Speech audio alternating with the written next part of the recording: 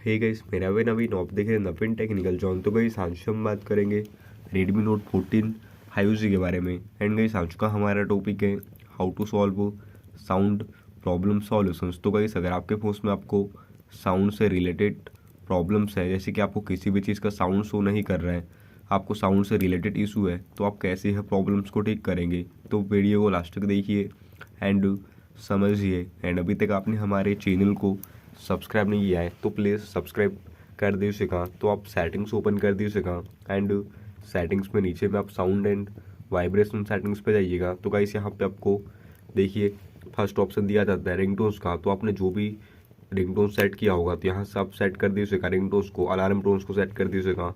And यहाँ से आप media volume, ringtones volume and alarm volume को गाइस यहाँ से आप इंक्रीज कर दीजिएगा।